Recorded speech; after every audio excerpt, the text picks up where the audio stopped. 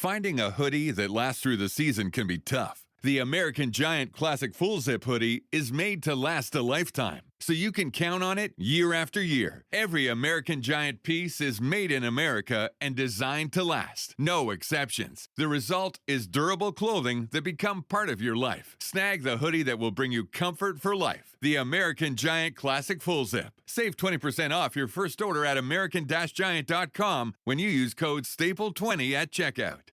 Hers is a story that is rarely told. We rarely ever hear from people like her. Her father was a police officer, was killed in line of duty. She's here to tell her story about the incident and her life after on the Law Enforcement Talk Radio Show. Welcome to the Law Enforcement Talk Radio Show. In the Law Enforcement Talk Radio Show, we are joined by special guests talking about their experiences, the realities of investigating crimes, plus those who have experienced horrendous trauma. Police, first responders, military, and victims of crime share their stories. Hi, I'm John J. Wiley. In addition to being a broadcaster, I'm also a retired police sergeant. Be sure to check out our website, letradio.com, and also like us on Facebook. Search for the Law Enforcement Talk Radio Show. One of the questions I get all the time, why are you always promoting the Law Enforcement Talk Radio Show Facebook page? Well, because there's no better place on Facebook. That's it. It's simple. Everything about the Law Enforcement Talk Radio Show and podcast is right there, including great photos, stories you'll want to see, you'll want to share, memorials to law enforcement officers who are killed in line of duty, all that and more. Plus, old episodes of the show can be found on our Facebook page. Just do a search for Law Enforcement Talk Radio Show on Facebook and be sure to click like and or follow. We'll see you there. Calling us from Nebraska, we have Tiffany Yant on the Law Enforcement Talk Radio Show. Tiffany's father was Police Officer Ross Bartlett from the Ceresco Police Department in Nebraska, who was killed in the line of duty. She's here to talk about that.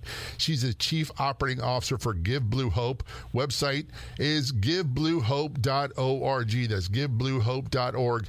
Tiffany, thanks so much for telling us about this, sharing this difficult story with us. It's both very much appreciated. Yeah, thanks for having me. And I'm sorry this went through, and I always feel like I'm compelled to say something, but I know I can't bring back the past. If someone could, they would have a long time ago. And a friend of mine who his husband was a police officer in my department. He worked for me for quite a while, and then I transferred to another district. He was shot and killed in line of duty a few months later. And I told her name is Kim, is that my big problem was I was afraid to say anything.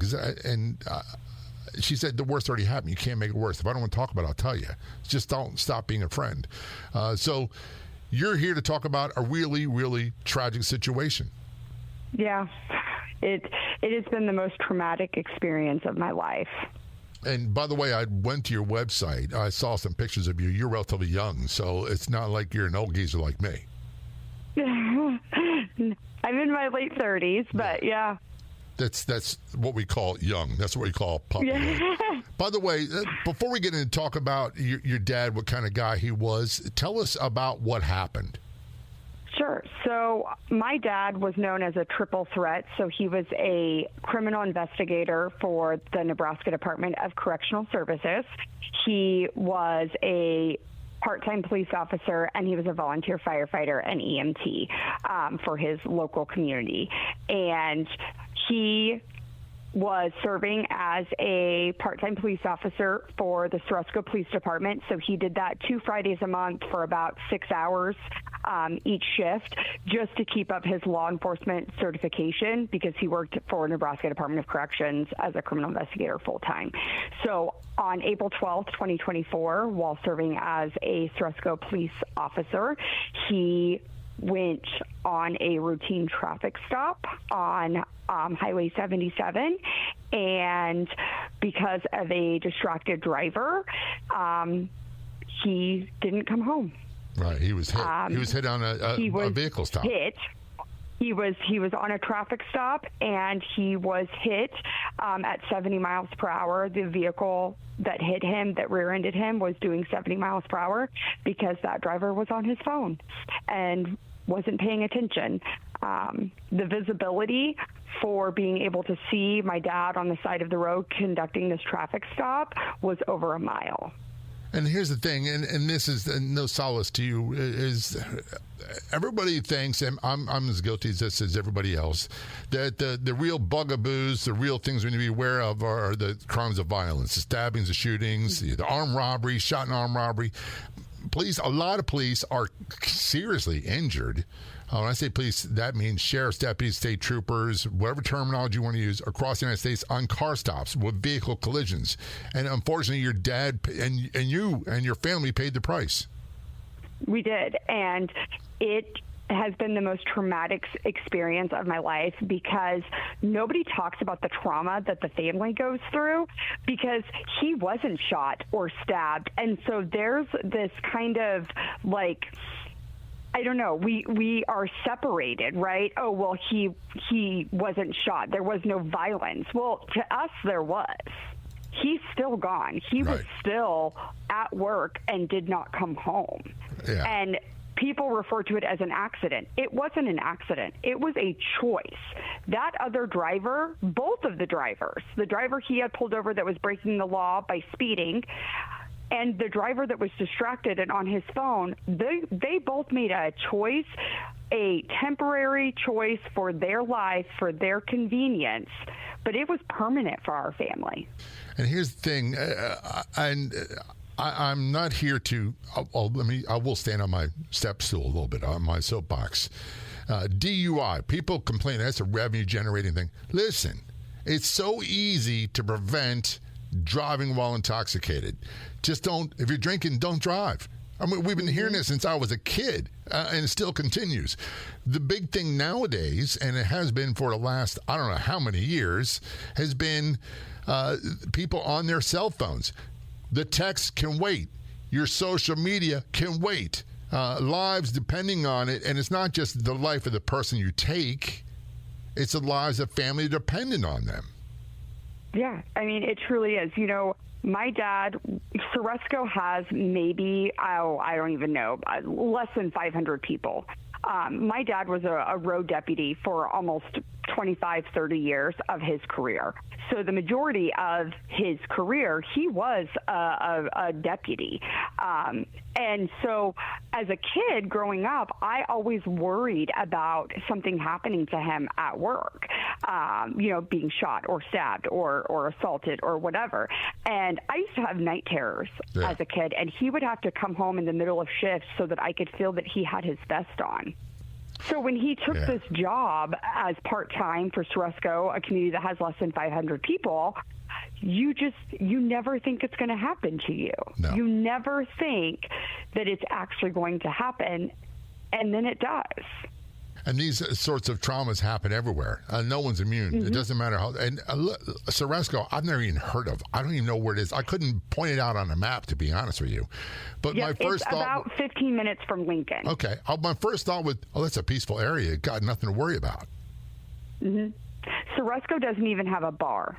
You would think that you'd be safe, and he's just going to go hand out what you said, routine. And a lot of people take exception to that word. But routine calls for service, routine traffic stops, not a big deal. You can be, and we had a saying, and I'm not saying it's the case with your dad, but we had a saying in police work. They taught us this in the Baltimore Police Academy, and all through in-service and roll call, complacency kills. And it kills all the time. And it doesn't matter what agency you work for or how small the department is. Yep. Yeah, and I will never forget my mom calling me the night that it happened, and she actually responded to, because they were both volunteer firefighters and EMTs, she actually responded to the call. And so she called me, and all she could tell me was your dad was in an accident. And I could hear in the background, because she was on the call, I could hear in the background that they are saying that Lifeline is en route and that they were doing CPR. And I was 2 hours away. So I immediately left where I was, and I went by myself. I left my husband and my kids camping, and because even in my head on the drive there, I'm like, he's going to be fine by the time I get there. By the time I get there, he's going to be fine. I will go back camping tomorrow with my husband and the kids.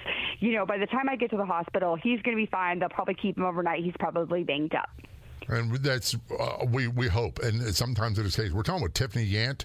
Her father was police officer Ross Bartlett from the Ceresco Police Department, Nebraska, who was killed in the line of duty. We'll return to a conversation about that in a few moments. She's the chief operating officer for Give Blue Hope. Website is givebluehope.org. This is the Law Enforcement Talk Radio Show. Don't go anywhere. We will be right back.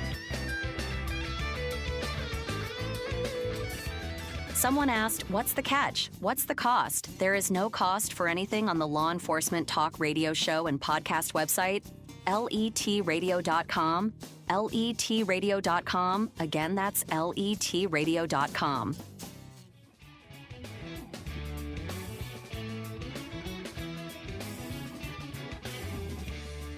Return conversation with Tiffany Yant on the Law Enforcement Talk Radio Show. Tiffany's father was police officer Ross Bartlett from the Ceresco Police Department in Nebraska. He was killed in the line of duty. She's the chief operating officer for Give Blue Hope. The website is givebluehope.org. That's givebluehope.org. Tiffany, when we left, you were talking about driving to the hospital, and your mind's telling you, oh, it's going to be okay. He's going to be injured. He's going to be banged up, and we'll be sipping on tea and laughing and being old folks on the porch and all that stuff. But that wasn't in the cards for you. No, it wasn't. And so because my mom was on scene with the fire department, she wasn't answering her phone. So the only information I had was that your dad was in an accident, and then I heard in the background that they were doing CPR and that Lifeline was en route. So I actually had to drive through the accident scene, because from where I was to get to the hospital that they were taking him to, I actually had to drive on that road. And I remember, I'll never forget seeing all the lights and the police cars and everything, and they're detouring you off of the highway. You know, you have to detour around about a mile. And at this point, my mom's still not answering the phone. And so I have no idea what's going on. I don't have an update. It's been almost 2 hours. I don't know anything. And so I drive up to this scene, this accident scene right outside of Ceresco, and I'm just like, the realization at that point hit me, because I'm like, this is really bad. There's no way he survived this. And so in that amount of time, I had been... The police there didn't know that you were driving by and that you were the child. No. And so hindsight's always 20/20. At that point, I should have pulled over and let them know who I was, and they would have given me an escort. They would have driven me. They would have done all the things. But I didn't. It didn't click with me that was even an option, because to me, this wasn't a police officer that was injured. It was my dad. Right. And so I just drove myself to the hospital. I remember I was about 5 minutes away from the hospital. My grandmother called me because my mom had went home and got her, and went to the hospital. My grandmother called me and she said, "Hey, are you by yourself?" And I remember telling her, I am. I've already told you that I'm by myself. And she said, "Okay, we'll see you when you get here." And I knew at that moment he had died, right? Because she didn't want to tell me that, because I was by myself in the car. And so I get to the hospital, I park, I go in, and there's just all of these police officers and EMTs and firefighters and ambulances. And I walk in and I go through security. And as soon as I tell them, his name, they just look at me and they're like, "We'll take you right there." And so they had my mom and my grandmother in a little room, and like a consultation room. And so I go in and I look at my mom and I'm like, "Where's Dad? Can I see him?" And she looks at me and she says, "He died." And that was that. She had just been informed within 5 minutes or so that he didn't make it. And I will never forget standing in that room and just screaming and falling to my knees, and the amount of sadness that just washes over your body. It's just unreal. I'm getting incredibly sad just having you tell the story, and it's bringing back memories of really bad stuff. Yep. And, I remember standing like outside of the room. We were able to go over to like where he was, and outside of that room, it was lined with firefighters and police officers and state patrol and deputies, and they were just standing there, right? They were just standing there, and I remember thinking, why are you people here? Can't we just have like a moment? Like, I'm here now. My mom doesn't need you. Like, you can go. And it took days for me to realize what in the line of duty death meant, and that they were there to show respect. They were there for me. Yeah. They were there for my mom. And I didn't know that. I didn't put that together. And they stayed there until we left, until his body left. And so I think the most traumatic thing for me that night at the hospital was I was moments after finding out that Dad had died, and I was asking my mom like rhetorical questions, right? Like, why did this happen? And I was bawling and just devastated. And I asked my mom, I said, well, what was he even doing on the highway? He is a city police officer. He's not supposed to leave Ceresco. And a police officer, I won't name names, but a police officer who worked with my dad looked me in the eye and said, because that's the job, he knew what he signed up for.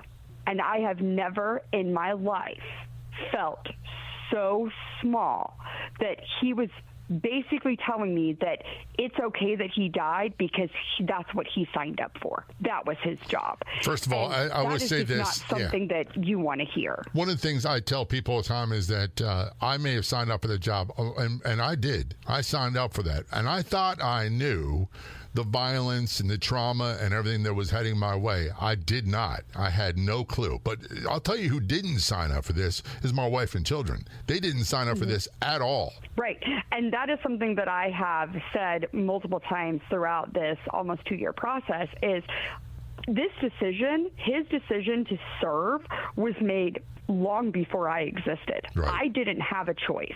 He did, but I didn't have a choice, and I'm the one that has to live with the consequences of it. I'm the one that has to live in a world where he doesn't exist, and it is honorable, and I am not taking away from that. And he did make the ultimate sacrifice, and I'm not taking away from that either. But in that moment, just finding out, within moments of finding out, being told that that's the job and that's what he signed up for was probably the most insensitive thing that has ever been said to me. Yeah, and this is neither here nor there because I don't know the officer. Thank you for not naming him. But one of the things that this is one of my pet peeves about police, and I love police because I was one too, is the biggest mouths in the world are usually the ones who've done nothing. And they're the ones that, well, I was there, I'd have done that. Well, you weren't there, so shut it. Yep. And that I'm not defending or attacking this person's actions. All I'm saying is you as a daughter of the slain officer, that should never, ever be said. Right. And I'm sure that was how he was comforting himself and his fellow officers is this is the job. This is what we signed up for. We knew the risk. And I'm sure to law enforcement, that was very comforting. I'm sure. No, it's not. I can just say for my sake, it's not. For me, it's not. Right. It was not comforting for me in that moment. It was not comforting. And that is something that I will never forget. I will never forget how I felt in that moment. And the other thing that used to get to me, and I hear this a lot, was, it was God's will. And I'm a very religious person. Don't get me wrong. I'm not knocking that. But my response to that is, well, no, because God didn't kill him. It was someone else. And this guy or this man, this woman was as good a police as I was, sometimes even better, and they still lost their lives. So don't tell me about that because that's obviously not true. We're talking with Tiffany Yant. Her father was police officer Ross Bartlett from the Ceresco Police Department, Nebraska, is killed in line of duty. She's the chief operating officer for Give Blue Hope.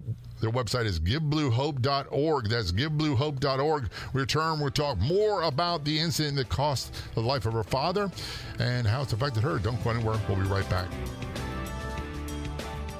Of all the radio stations in the United States, there are no other shows like the Law Enforcement Talk Radio Show. And on Facebook, there's only one official page. Do a search on Facebook for the Law Enforcement Talk Radio Show, and be sure to like the Law Enforcement Talk Radio Show Facebook page.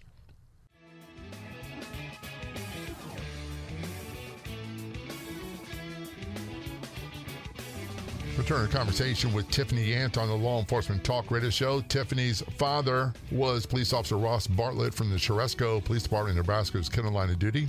She's the chief operating officer for Give Blue Hope.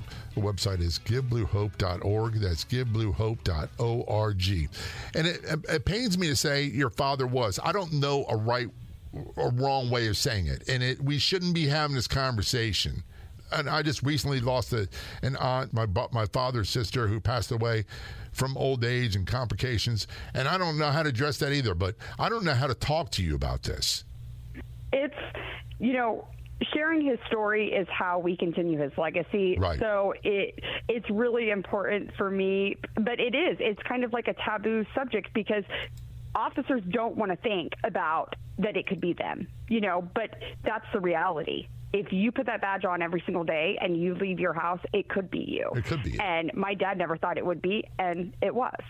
And here's the one thing I would say. It's like if we all knew the dangers of the job. If we really thought it could happen to us, and I'm not talking about the bad feeling and all that stuff, but we would never leave the patrol car, never leave the station. And there are people that do that. Trust me, there are. We call them station cats. But they never go to hot calls. But the truth is, and before we get back to the story, I remember having a conversation with two coworkers, and this is when I was a young patrolman before I got promoted, and I told them, I said, if I get shot and I'm dying, do not let me die. Let me die in the back of a squad car or a paddy wagon. Do not let me die in the middle of the street. And they promised me that. But I never once thought of, and I have a saying, the 4 S's for police work: sunscreen, soft body armor, and seat belts. Don't forget self-care. But those 3, soft body armor, seat belts, and sunscreen, can save your life as you get older. Yep. And what's the thing? I didn't wear seatbelts for a long time. Whether your dad wore seatbelts or not, probably wouldn't have saved them. No, and so he was actually in his patrol car unbuckled because he was talking to dispatch, running the driver's license of the vehicle he had pulled over, and he was actually seated in his patrol car at the time of impact. And I hate to say this, he didn't. And we heard that. We heard, well, he wasn't buckled up. Well, he wasn't supposed to be buckled up. He was on the side of the road. He didn't have to be there. No. And I talk about the traumas of it for our family. It is very traumatic when you lose somebody in the line of duty. Nobody talks about the fact that you don't have a say in the funeral. No, you don't have a say in what is going to transpire at the funeral. That's not for you. We refer to it as being monkeys in a circus. Yeah. We were there. It was a show. It was a show put on that we were expected and obligated to participate in.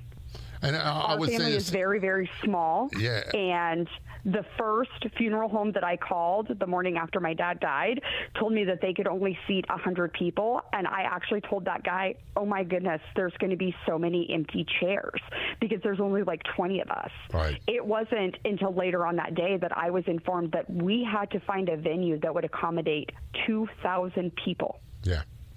Because there would be 2,000 people at his funeral, and the funeral will be live streamed. The media will be there. You will be expected to be stoic, and you will be expected to stand in front of all of these people and grieve. There's no privacy. That's the feeling I get from this. Nope. And everything that I had to do over the next 3 or 4 days was to try to protect our being able to grieve in private. Everything that I put in place was so that my children and my mother and myself could be at that funeral and grieve and cry and be sad and say goodbye and not have a million people watching us. Right. And it was so hard because we were expected to just stand up and grieve so publicly because he died in the line of duty. And That to me is so traumatic, because we were trying to say goodbye and we were trying to reconcile what had happened, and we were being basically thrown out in front of everybody and saying, you are expected to do this, this, this, and this. That is your duty. That is your duty as the family.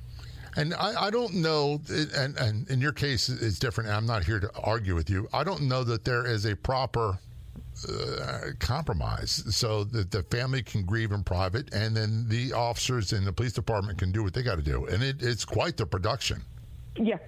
It is 100% a production. Like I said, we refer to it as we were just puppets in a show, and we just had to. It was not for us. It was not for us to. It was not, like a funeral for, my grandmother would be. My grandfather. It was not like that. We were on display.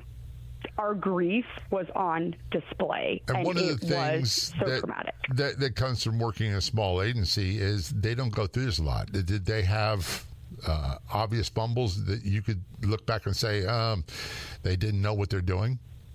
Honestly, the Ceresco Police Department does not even reach out to us. They did not help plan the funeral. They did not help plan the processional, getting my dad's body from point A to point B. They did not do any of that. They did not celebrate his anniversary, the end of watch. They did not put up a memorial. They did not attend the hearings, the sentencing, nothing. They have not done anything. Even to this day, they're not doing anything. Alone. No, the state of Nebraska has been amazing. State Patrol has been amazing. But that department that Dad served for, and I don't know if it's because they were small and they didn't know what they were doing, and so they just did nothing. Well, that kind of goes to what I was talking about. I'm almost like the rat who'd rather chew a hole in the wall than talk with people about this unfortunate line of duty death we started this conversation with. And I granted, agencies that don't go through this, God bless them. They're fortunate. But no matter how big or small your agency, it could happen. And it happened to a small Ceresco Police Department, Nebraska, an area where you said there's 500 people. This is not supposed to happen. No, it's not. And I understand that the Ceresco Police Department didn't know, right, what they were supposed to do, how they were supposed to act, and so luckily for us, Nebraska Department of Correctional Services stepped in and they helped us plan the funeral. The Ceresco Volunteer Fire Department, because my mom and dad were both on the department, have been absolutely amazing. They have been with us every step of the way. Every possible time we have needed something, they have been there, and we couldn't have done that. We could not have gotten through all of this without them.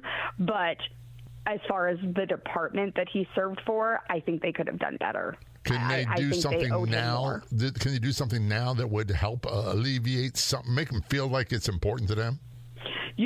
I think at this point we're so far out that you can't undo what they didn't do. Washington, D.C., we had to go to Washington, D.C. last year for Police Week because Dad's name went on the memorial. Ceresco Police Department didn't even send an officer. Nobody from their department was there. We're talking with Tiffany Yant. Tiffany's father was police officer Ross Bartlett from the Ceresco Police Department in Nebraska. He was killed in the line of duty. We'll return to the conversation in a few moments. She's the chief operating officer for Give Blue Hope. Their website is givebluehope.org. That's givebluehope.org.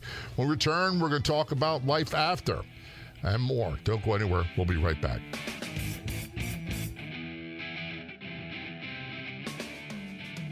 Get your free e-book on tips to improve your health. They are tips you can start using today, and most will cost you nothing. Plus, the e-book is 100% free. Download the free e-book at lethealthy.com. When we say free, we mean free. Get the e-book for free today at lethealthy.com. That's at lethealthy.com. Again, the website is lethealthy.com.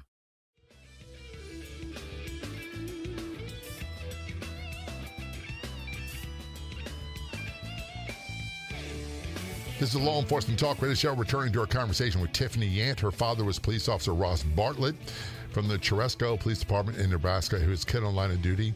We'll talk about that again in a few moments. He was struck by a vehicle. She's also Chief Operating Officer. Give Blue Hope is the name of their company, and their website is givebluehope.org. That's givebluehope.org.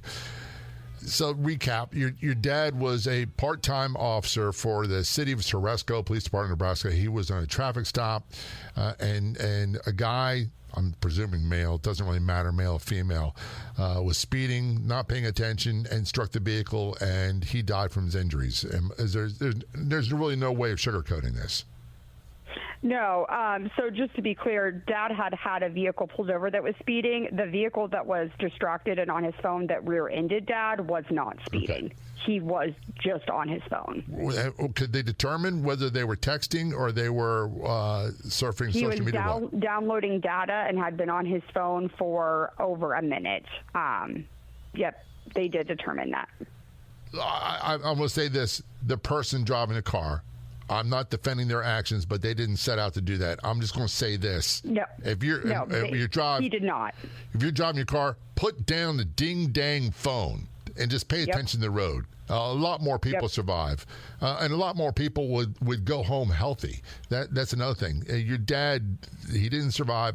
After the funeral, and it's clear-cut, the shortcomings from the agency. One of the things that happens is from survivors that I talk to quite often is they don't want the name of their deceased to be forgotten, but they were quickly forgotten by their agency. Was that the case for you? Yes. I'm not here to call out the Ceresco Police Department. I am here to tell them to do better. Because they could have offered us so much more. You know, we had the anniversary of Dad's death. The anniversary of his end of watch was last April, and nobody even contacted us from the department. Nobody checked in. Nobody said, I know today's going to be really hard for you. They didn't put up a memorial. They didn't do anything. So bringing awareness to that this is so traumatic for the families, and everybody talks about this brothers and sisters in blue and the blue family and we're here for you and he's never going to be forgotten. Your officer's never going to be forgotten. But that's not true. I mean, in our case, that is not true. We were forgotten. My dad was forgotten. And do better. Just do better. Yeah, I can't defend them, and I have to look at my own actions. And so one of the things I do is every October 10th, that's when William Billy Martin was shot and killed, I do a little memorial on social media. And it's been, I think it was 1989 when he was killed. That's how long ago it was. And this, for you, is still fairly recent. Yeah. And we're not asking for the big things. 2 years this April. It's not the big things that seem to matter, in my humble opinion. It's the little things. Right. You know, just checking in on us, checking in on my mom. You know, we've had 4 or 5 different hearings with the driver that was accused. He was actually just sentenced last Thursday, and nobody from the department was there. Nobody from the department was at his sentencing. We went to that without brothers in blue, without brothers and sisters in blue. There was no law enforcement presence from the Ceresco Police Department at that sentencing. That's unforgivable. And for those command staff at that agency, you need to understand that is unforgivable. It is your job to make sure. Yep. We went to every one of those hearings in the last 21 months without support from law enforcement. We sat in that courtroom, just me, my mom, and my husband. I wish I had something to say. I really don't. This is horrifying. The fact your dad was killed is horrifying. The lack of response from the agency is horrifying as well. But that, even if they decide to do the right thing today, which they can, and because it's the right thing to do, it's not going to bring your dad back. No. And so that had a profound impact on you, your entire family. And is it fair to say that's kind of motivating what you do today? It is. It absolutely motivates me for what I am doing today to continue my dad's legacy, my legacy, our family's legacy. I joined Give Blue Hope because I don't want any other family to sit there and feel like they are alone and that their officer or first responder has been forgotten. I want them to know that we are here. I am here. My team is here. We are here whether you need somebody to talk to, whether you need somebody to cry with, whether you need somebody to remember that your daughter is starting kindergarten and their dad isn't going to be there. We are here to make sure for the rest of your life you do not feel alone. Let's get Blue That is Hope. how I continue my dad's legacy. That is how I honor his sacrifice so that I can make sure that no other family ever feels like they didn't matter, like they were small and their loss was irrelevant. Here's the question I have for you, Tiffany, is I part of what reason why I do what I do is putting a purpose to my pain and my past. Your pain, there's sadness, there's grief, and is there also anger that motivates you? There is some anger there, towards the driver responsible that rear-ended him, the distracted driver. There's some anger towards the driver that was speeding that Dad had pulled over, that put them all on the side of the road to begin with. And there's anger there on the lack of resources that was available, the lack of involvement that was available to our family. After the funeral, we were basically just on our own. Yeah. Everybody went away. The show was over. The production was over, and we were just left to figure it out ourselves. One of the things that we were taught early on in the police academy is that if something happens to you, your family will be taken care of. And what we're talking about is when you're killed on line of duty, your family's taken care of financially.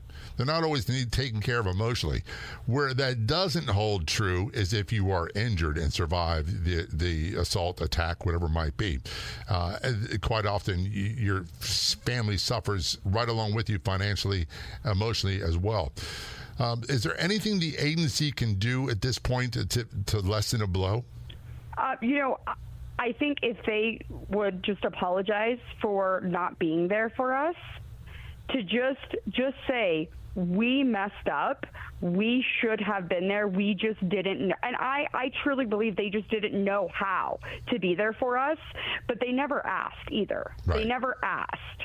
What do you need? They never did that. So, if they can advocate with other agencies to let other agencies know we dropped the ball when we had a death in our department, don't do that. Learn from our mistakes. Learn from our lack of involvement with the family. Learn from it so that they can ensure that other departments make sure that they are there for the family. And by the way, police brass from that agency, you can pick up the phone and you can make the phone call. It's not that it may seem like an 800-pound phone, but you can do this. So trust me.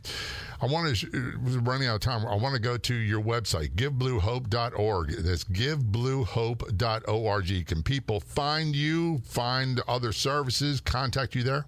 Yes, absolutely they can. Absolutely. Another website that people ought to check out is Officer Dan Memorial page, and just look for Ross Bartlett, who's a dad from the Ceresco Police Department, is killed on line of duty. And Tiffany, I don't know what to say. I'm just going to say this. Thank you so much for telling your story. It's a horrible story to talk about, and I really appreciate you doing it because, quite honestly, we rarely hear from survivors of officers killed on line of duty, ever. Yeah, I'm happy to share our story. I hope that it helps other families. I hope it helps other departments to learn what the families truly actually need after that funeral is over. So be sure to reach out to Tiffany. Just go to givebluehope.org. That's givebluehope.org. This is Law Enforcement Talk Radio Show. Tiffany, thanks so much for being a guest. Appreciate it. Thank you so much. I'd like to thank our guests for coming on the Law Enforcement Talk Radio Show. The Law Enforcement Talk Radio Show is a nationally syndicated weekly radio show broadcast on numerous AM and FM radio stations across the country. We're always adding more affiliate stations.